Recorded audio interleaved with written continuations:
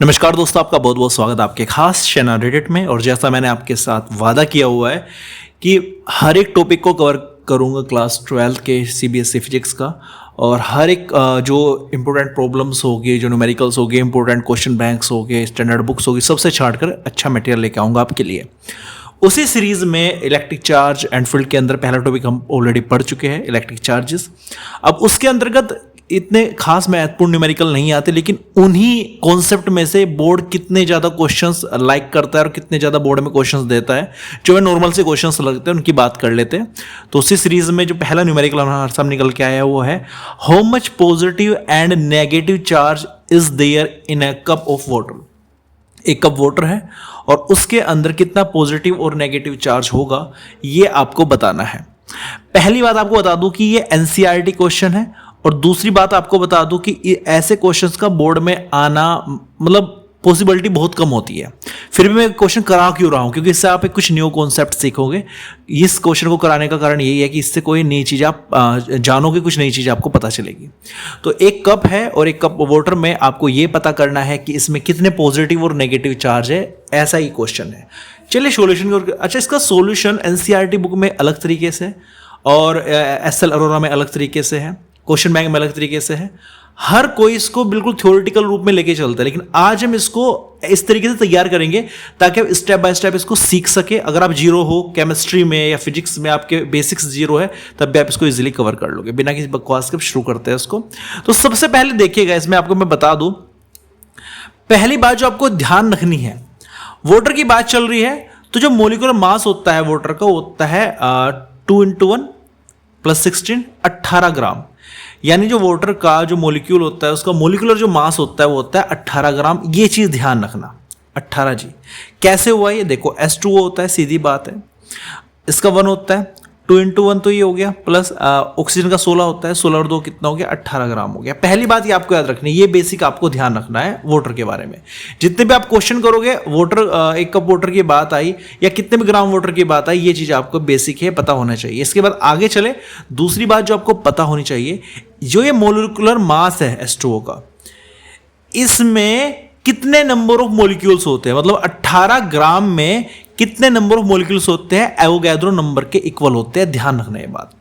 अगर किसी भी आप मॉलिक्यूल की बात कर रहे हो, तो जितना उसका मॉलिक्यूलर मास होता है, उसमें जो मॉलिक्यूल्स की संख्या होती है वो एवोगैड्रो नंबर के इक्वल होती है। ये बात ध्यान रखना, याद रखना, ठीक है। हर एक क्वेश्चन में अप्लाई होगा।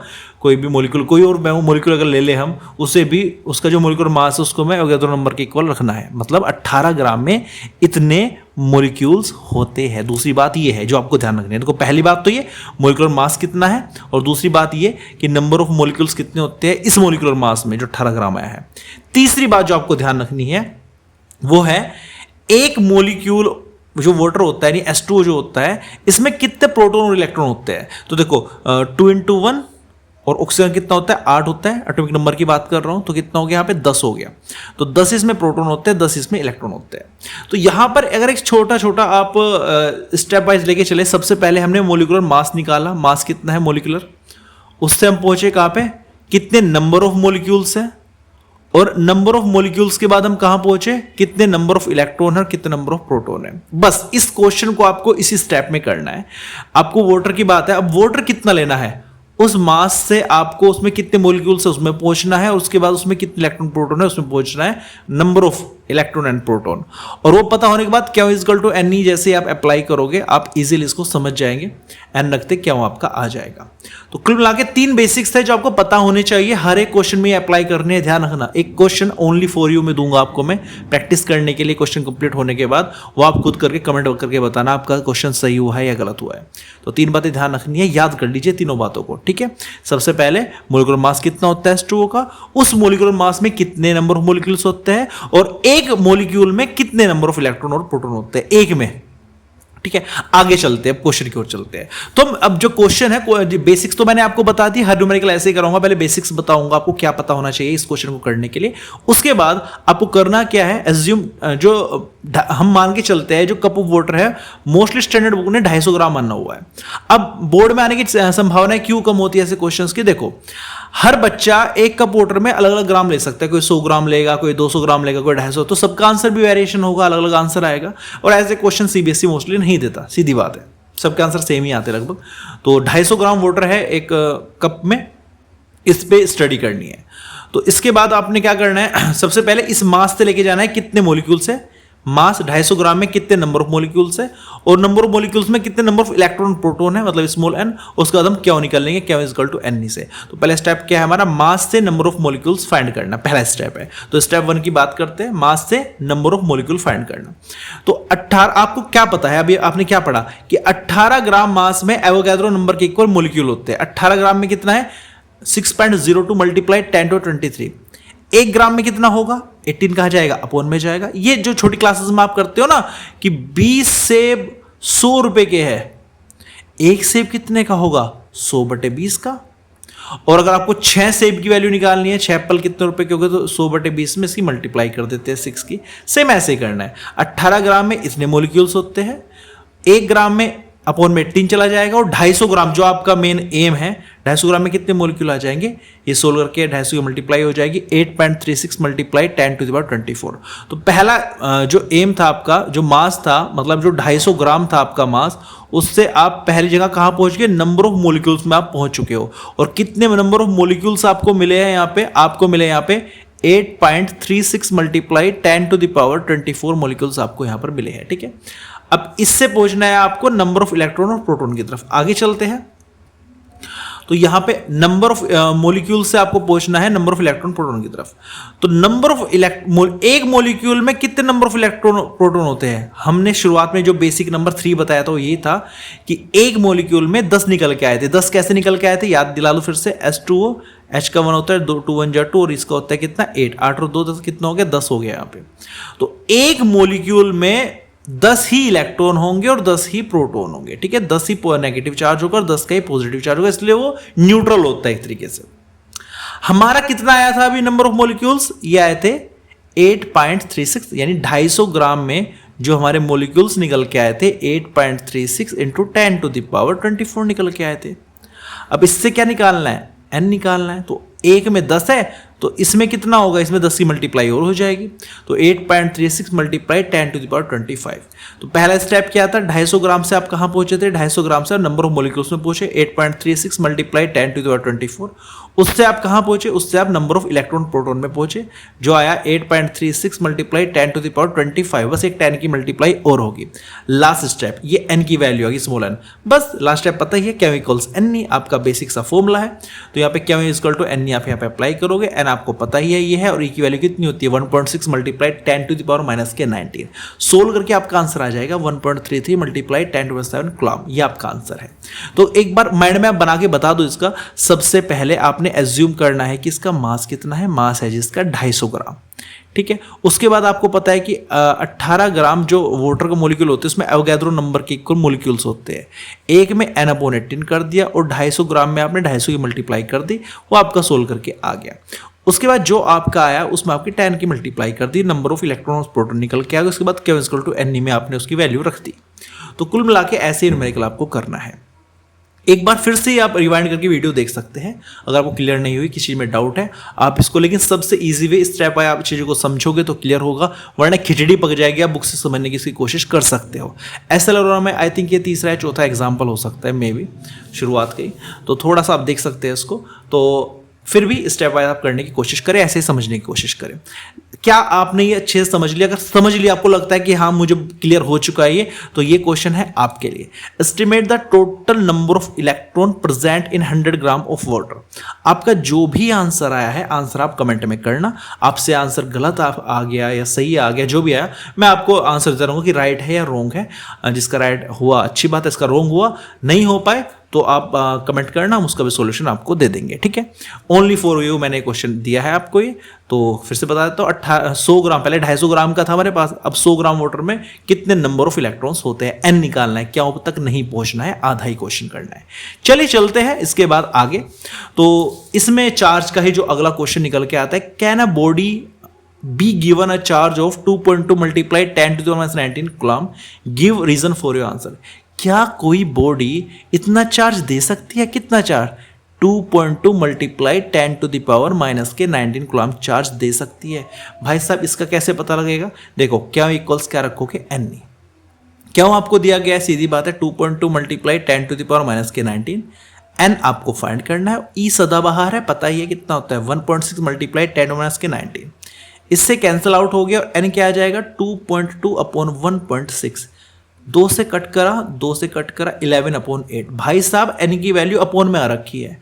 और जो प्रॉपर्टी होती है क्वांटाइजेशन ऑफ चार्ज, जो मैंने पिछली वीडियो में बताया था, वो क्या कहता है भाई n की वैल्यू ना तो अपॉन में होगी, ठीक है, और ना ही किस में होगी, ना ही पॉइंट में होगी। तो इस बात का ध्यान रखना। और ये अपॉन में आ चुकी है, ये n इम्पॉसिबल है, तो इसलिए कोई भी बॉडी ये चार्ज नहीं दे सकती, ये गलत है, ठीक है। रीजन क्या है, ये क्वांटाइजेशन ऑफ चार्ज को फेल कर रहा है, उसकी प्रॉपर्टी को फेल कर रहा है। तो n की वैल्यू अगर यहाँ एग्जैक्ट आता है, मतलब अगर 1.1 होता बाई चांस यहाँ पे, सॉरी यहाँ पे तो हो नहीं सकता, यहाँ पे 3.2 होता तो 2 आ जाता आंसर, सीधी बात है, तब ये हो सकता था पॉसिबल, ठीक है। आगे चलते हैं नेक्स्ट क्वेश्चन की तरफ, जो कहता है what does Q1 plus Q2 signify in electrostatic. जो Q1 प्लस Q2 है उससे क्या पता चलता है, इसका सिग्निफिकेंस क्या है, क्या क्या, अच्छा सिग्निफाई, अगर ऐसा क्वेश्चन आ जाए घुमा फिरा के, इसका मतलब ये है कि भाई Q1 प्लस Q2 से आप क्या क्या बातें फाइंड कर सकते हो, क्या क्या चीजें निकाल सकते हो, आप क्या कंक्लूजन निकाल सकते हो किस स्टेटमेंट से। भाई पहला स्टेटमेंट तो ये है कि जो Q1 प्लस Q2 का सम इक्वल्स 0 आ रखा है, मतलब इनमें एक तो प्लस का मान लो 3 है और दूसरा क्या है माइनस का 3 है, तभी ये क्या हो सकता है 0 हो सकता है, ठीक है। तो इसका मतलब क्या है, ये इक्वल और अपोजिट चार्जेस है, ये क्या है इक्वल और अपोजिट चार्जेस है। देखो इस Q1 को इधर लेके आऊंगा, माइनस का क्या हो गया Q2 हो गया, Q1 इक्वल्स क्या हो गया माइनस के Q2, इक्वल है लेकिन अपोजिट है, ये प्लस का है और ये माइनस का है। एक सिग्निफिकेंस इसका ये आ गया। बाकी और भी इसका सिग्निफिकेंस आप निकाल सकते हो, जैसे ये एक कहते हैं ना एडिशन वाली प्रॉपर्टी शो कर रहा है, मतलब Q1 प्लस Q2 क्या है 0 है, मतलब ये क्या शो कर रहा है एडिटिविटी की जो एक प्रॉपर्टी है वो शो कर रहा है, दो चार्ज हम जोड़ सकते हैं टोटल नेट निकालने के लिए। तो दो चीज़ से हम कंफर्म कर सकते हैं, एक तो इसकी एडिटिविटी की नेचर है, एडिटिविटी का, और दूसरा इसका जो नेचर है वो क्या है, दोनों इक्वल और अपोजिट चार्जेस है। बस दो बातें आपको वहाँ पर लिखनी है और कुछ नहीं करना है, ठीक है। तो ये था अगला क्वेश्चन। अगले क्वेश्चन की बात करें तो जो है consider 3 charge bodies P, Q and R, 3 body. चलो जब एक क्वेश्चन सामने आए तो सबसे बड़ी बात है, देखो मैं तो पूरा क्वेश्चन पढ़ूंगा अब आपके सामने, लेकिन आपको स्टेप बाय स्टेप पढ़ना है और थोड़ा थोड़ा सोल्व करते जाना है। पूरा क्वेश्चन पढ़ के एक साथ सोल्व करने की कोशिश मत करना, गलत हो सकता है। तो क्वेश्चन है consider 3 charges bodies P, Q, R, 3 charge body है, P है, Q है, R है। If P and Q ripple each other, अगर P Q क्या कर रही है रिपल कर रही है, एंड P अट्रैक्ट्स R और P R को अट्रैक्ट कर रही है, what is the nature of the force between Q and R। तो Q और R के बीच किस प्रकार का फोर्स होगा। देखो 3 बॉडी है, एक P है, एक Q है, एक R है। रीजनिंग टाइप क्वेश्चन आ सकते हैं, चार्ज का ज्यादा बड़ा क्वेश्चन नहीं आएगा, कॉन्सेप्चुअल क्वेश्चन आएगा। अगर P Q को रिपल कर रही है, P और Q को क्या कर रही है रिपल, मतलब दोनों पर सेम चार्ज है, तो कुछ भी एज्यूम कर सकता हूं मैं, आपकी मर्जी है। मान लो ये भी पॉजिटिव है और ये भी पॉजिटिव है। If P and Q ripple each other, भाई दोनों पे मतलब सेम है, एंड P अट्रैक्ट्स R और P R को क्या कर रही है अट्रैक्ट, मतलब इस पे पॉजिटिव है तो इस पे क्या है, इस पे नेगेटिव है। What is the nature of force between Q and R, Q R के बीच क्या होगा भाई अट्रैक्शन ही होगा, ये प्लस है और ये माइनस है, सिंपल बात है। तो जब ऐसा कुछ क्लियर ना हो पाए तो आप एज्यूम कर लेना चार्ज को। अगर आप यहां पर भी कंफ्यूजन में हो कि आपने प्लस ही क्यों माना, लीजिए माइनस मान के देखते हैं। P and Q ripple each other, भाई P पे भी नेगेटिव है, Q पे भी नेगेटिव है, इसलिए रिपल कर रहे हैं एक दूसरे को, ठीक है। And P attracts R, P R को क्या कर रहा है अट्रैक्ट कर रहा है, मतलब ये नेगेटिव है तो ये पॉजिटिव है, तो Q R के बीच कैसा फोर्स होगा अट्रैक्शन का फोर्स होगा, ये दोनों माइनस ये प्लस क्या होगा अट्रैक्टिव फोर्स होगा। तो इसका जो आंसर होगा वो क्या होगा अट्रैक्टिव, अट्रैक्टिव, ठीक है, ये इसका आंसर है। चलते हैं अगले क्वेश्चन की तरफ, जो है is the force acting between 2 point charges Q1 and Q2 kept at some distance in air attractive or repulsive when। ये कुछ दो बातें बताई गई है, आपको बताना है कि दोनों चार्ज के बीच अट्रैक्शन लगा हुआ है या रिपल्सन लगा हुआ है। देखिएगा Q1 इंटू Q2 जो है वो 0 से बड़ा है। थोड़ा प्रैक्टिकली इस चीज को समझने की कोशिश करते हैं। भाई 0 से बड़ा है मतलब दोनों का प्रोडक्ट कैसा है पॉजिटिव है, दोनों का जो प्रोडक्ट है, मल्टीप्लिकेशन है, वो क्या है, पॉजिटिव है। अच्छा, मैथ में पॉजिटिव कब होता है भाई? माइनस माइनस भी, सॉरी ये गलत हो गया, माइनस माइनस भी प्लस होता है और प्लस प्लस भी प्लस होता है, ठीक है। तो पॉजिटिव दो ही केस में हो सकता है, या तो दोनों नेगेटिव हो, मतलब Q1 भी नेगेटिव हो और Q2 भी क्या हो, नेगेटिव हो, तब इनका जो प्रोडक्ट आएगा वो क्या आएगा, पॉजिटिव आएगा। दूसरा केस क्या हो सकता है, पहले वाला भी पॉजिटिव हो और दूसरे वाला भी पॉजिटिव हो, तब भी इनके बीच क्या है, इनका प्रोडक्ट क्या है, प्लस प्लस प्लस आएगा। तो इन दोनों केस में आप इनके बीच अगर फोर्स देखोगे तो कैसा फोर्स आपको दिखाई देगा Q1 Q2 के बीच? तो भाई ये भी माइनस तो क्या आएगा, रिपल्सन। ये भी प्लस तो इनके बीच क्या होगा, रिपल्सन। तो पहले का जो आंसर निकल के आता है वो आएगा रिपल्सिव, ठीक है। दूसरे केस की बात करता हूं। अच्छा, कोई भी आप क्वेश्चन कर रहे हो ना तो थोड़ा सा ज्यूम जरूर करना उसको। जैसे Q1 इंटू Q2 इसने कह दिया कि ये जीरो से छोटा है। इस बार क्या है, जीरो से छोटा है। तो क्या हो, छोटा मतलब नेगेटिव, सीधी बात है, नेगेटिव। दो चीजों का प्रोडक्ट नेगेटिव कब हो सकता है? Minus plus minus, plus minus minus. तो माइनस का मतलब है दोनों की जो नेचर है वो अलग है। मान के चलो Q1 कैसा है, नेगेटिव है, और Q2 कैसा है, पॉजिटिव है। तो इनके बीच क्या लगेगा भाई साहब, अट्रैक्शन लगेगा। तो इसका जो आंसर आएगा वो आएगा अट्रैक्शन, अट्रैक्टिव या अट्रैक्शन, आप कुछ ही बोल सकते हैं।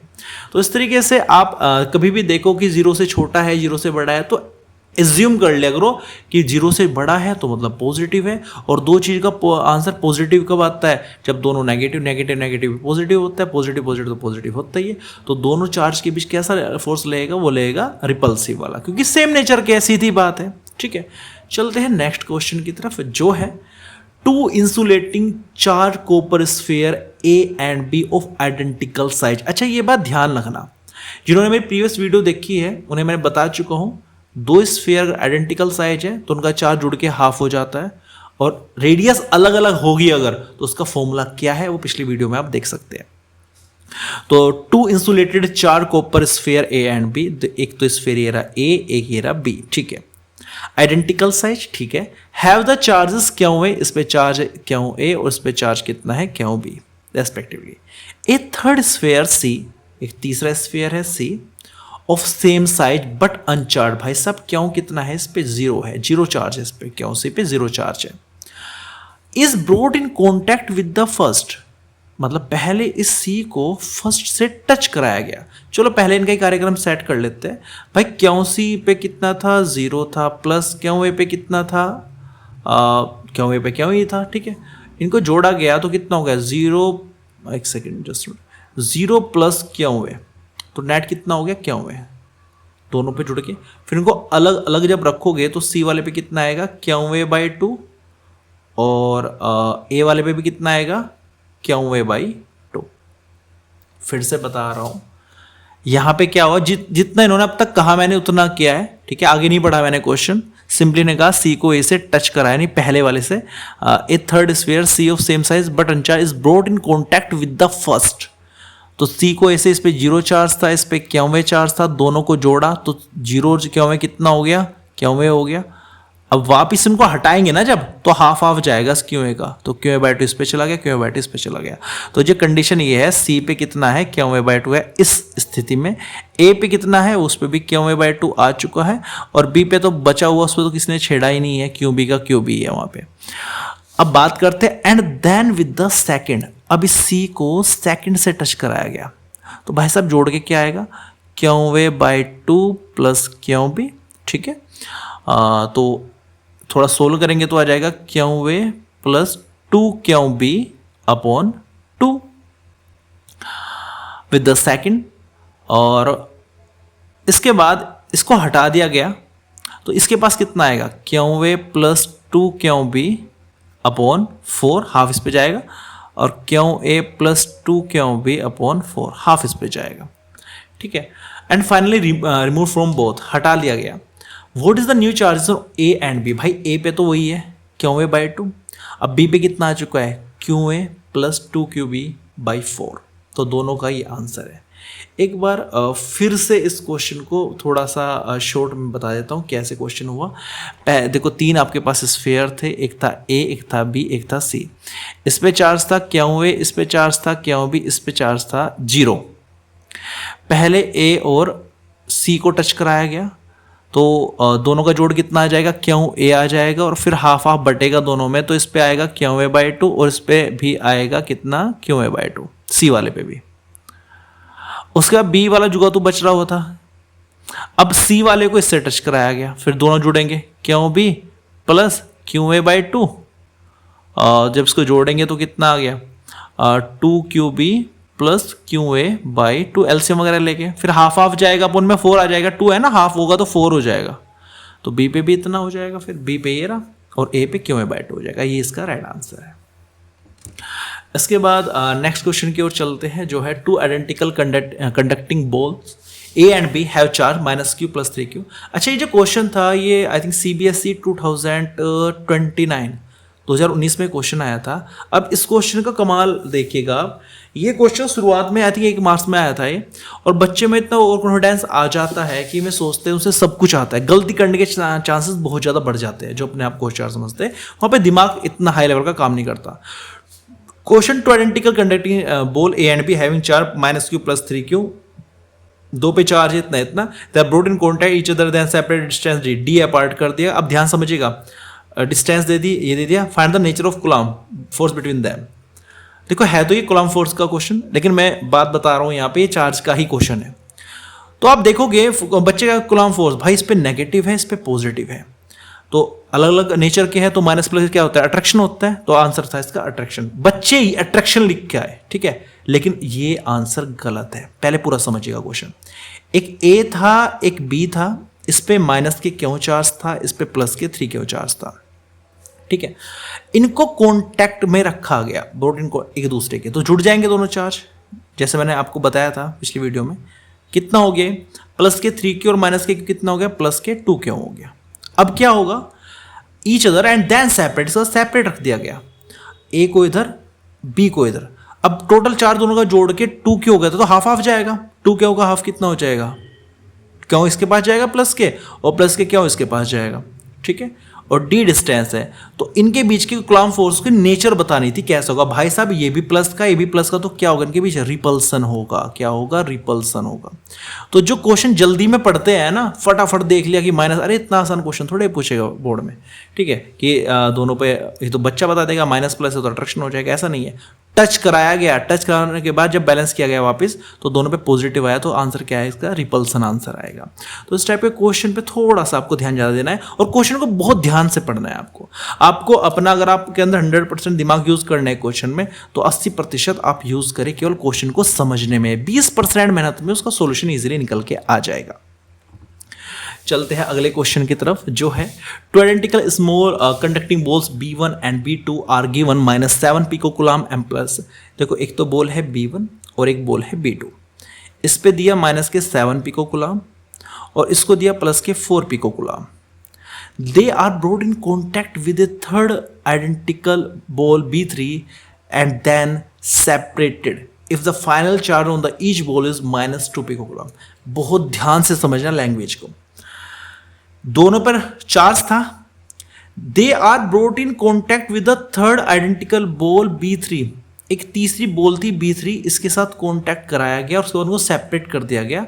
If the final charge on each ball is -2 picocoulomb, the initial charge on B3 was. अब देखना बच्चे गलती क्या करते हैं इस क्वेश्चन में, वे क्या काम करेंगे, उन्हें पता नहीं होगा, देखो B3 पे चार्ज बताना है तो एज्यूम कर लिया कि मान लो इस पे क्यों चार्ज था, हमें नहीं पता कितना था, स्मॉल क्यों चार्ज एज्यूम कर लिया। अब जब यहां पे लिखा हुआ है तो बच्चे पहले इसको इससे कॉन्टैक्ट कराते हैं, B1 को B3 से, फिर B2 को B3 से। लेकिन जो लैंग्वेज कह रही है they are brought in contact, यानी इन तीनों को एक साथ टच कराना है, ये थोड़ा सा ध्यान रखना। देखो पिछले जो क्वेश्चन मैंने ABC वाला कराया, पहले A को C से टच कराया, फिर C को B से टच कराया, ठीक है, वो लैंग्वेज में और ये वाली लैंग्वेज है जो कि तीनों को एक साथ टच कराए, इस लैंग्वेज में अंतर समझ लेना, क्योंकि अगर ये अंतर ना समझ पाए ना, आंसर इसमें भी आ जाएगा लेकिन गलत आंसर आएगा, वो गलती मत करना। बस इस बात को समझ लेना कि क्वेश्चन में तीनों को एक साथ टच करा रहे हैं या पहले इससे टच करा के फिर इससे टच करा रहे हैं। They are brought in contact with the third identical. अब सोल्व करते हैं इसको। जब तीनों को टच कराया गया तो तीनों का चार्ज जुड़ जाएगा, -7 +4 और +Q। तो कितना हो गया, ये हो गया -3 +Q आ गया यहाँ पे, ठीक है। तो ओवरऑल ये आ गया। अब इनको वापस सेपरेट कर दिया गया, वापस रख दिया गया, मतलब B1 वाला B1 की जगह, B2 वाला B2 की जगह, B3 वाला B3 की जगह, ठीक है। अब हर एक को कितना मिलेगा, हर एक को मिलेगा इसका थर्ड भाग, मतलब तीसरा भाग, यानी -3। B1 को कितना मिलेगा, B2 को कितना मिलेगा, -3 +Q/3, ये मिलेगा हर एक को, चाहे B1 की बात करूँ, चाहे B2 की बात करूँ, चाहे B3 की बात करूँ। लेकिन क्वेश्चन में क्या करा है, फाइनल चार्ज हर एक पे कितना है, -2 पिकोकूलम। सोल्व करेंगे, -3 +Q = 3 दूनी 6, -6, 6 इक्वल ये उधर जाएगा, तो -6 +Q3 कितना हो गया, -3 पिकोकूलम, यूनिट वही रहेगी। तो राइट आंसर है -3 पिकोकूलम। फिर से बता रहा हूँ, तीनों को एक साथ टच कराना है, तीनों के चार्ज को जोड़ देना है और 3 से डिवाइड कर देना है जब उनको वापस बांटा जाएगा, और उसको इक्वल रखना है जो उसने आंसर यहाँ पर दिया हुआ है। अगर आंसर का वेरिफिकेशन करना है ऐसे भी कर सकते हो। अब आपका आंसर क्या आ चुका है, -3 पिकोकूलम। अब जोड़ के देखो इन्हें, 3 थे चार्ज, तीनों को टच कराया गया, तो नेट कितना रहेगा, 7 और 3 10, -10 +Q4, जोड़ो, -7 +Q4 -Q3 कितना हो गया, -10 +Q4 -6 पिकोकूलम आ गया। वापस रखा गया तो 1/3 हटेगा, 3 दूनी 6, तो कितना आएगा, -2 पिकोकूलम आएगा हर एक के पास। तो राइट आंसर हमारा क्या है यहाँ पे, राइट आंसर हमारा है यहाँ पे -3 पिकोकूलम था, B3 पे शुरुआत में, -3 पिकोकूलम। तो ये था आपका जो इलेक्ट्रिक चार्ज से रिलेटेड कुछ क्वेश्चंस के महत्वपूर्ण कॉन्सेप्ट पर आधारित न्यूमेरिकल्स और कॉन्सेप्चुअल प्रॉब्लम्स। और उम्मीद करता हूँ कि ये जो वीडियो है आपको अच्छी लगेगी होगी। वीडियो लेंथी होगी क्योंकि एक ही वीडियो में लगभग सारे प्रॉब्लम, सारे कॉन्सेप्चुअल प्रॉब्लम हम सोल्व करने की पूरी कोशिश करेंगे। और अगर फिर भी आपका डाउट रह जाए, आपको ऐसा लगे कुछ तो छूट गया है, देखो मेरी नज़र में सारे के सारे क्वेश्चन, सारे इंपॉर्टेंट क्वेश्चन मैंने कवर करा दिया है जो हर एक कॉन्सेप्ट को कवर करेंगे, ठीक है। मोस्टली ऐसे तो आप 1000 क्वेश्चन कर लो, लेकिन उनमें कॉन्सेप्ट यही अप्लाई होगा। कुछ नया अगर यूज़ हो रहा है, कुछ नया आपके सामने आया जो इलेक्ट्रिक चार्ज से रिलेटेड हो स्पेशली, तो आप या तो कमेंट कर दीजिए। कमेंट नहीं कर सकते तो आप एक ईमेल है rateitofficials@gmail.com, इस पर ध्यान रखना, इस पर आप मेल कीजिएगा। मेल करने के बाद आप अपने कोई आप लिंक भेज सकते हैं कि मुझे ये क्वेश्चन है, ये नहीं सोल्व हो रहा है, फोटोग्राफ भेज सकते हैं, PDF भेज सकते हैं किसी क्वेश्चन की जो आपसे सोल्व नहीं हो पा रहा हो, आपको लगता है कि ये महत्वपूर्ण है, ये भी इसमें कवर होना चाहिए था, हम उसके लिए भी वीडियो लेके आएंगे, आपकी हर तरीके से हम हेल्प करेंगे। तो आज का हमारा इलेक्ट्रिक चार्ज का टॉपिक खत्म हो चुका है। हमने उसके प्रॉपर थ्योरी और नोट्स बस समझा दिया आपको, उसके जो क्वेश्चन है, कॉन्सेप्चुअल प्रॉब्लम है, जितने टाइप कवर हो सकते हैं वो आपको क्लियर कर दिए। और इससे रिलेटेड अगर कोई डाउट हो, कोई दिक्कत हो, कोई प्रॉब्लम हो, आप कमेंट करना या इस पर मेल कर दीजिएगा, हम इसका रिस्पॉन्स आपके लिए जल्द लेकर आएंगे। रिस्पॉन्स आप सेटिस्फाई होते हैं, ठीक है, नहीं तो हम वीडियो भी लेकर के आएंगे। Thank you so much for watching this video.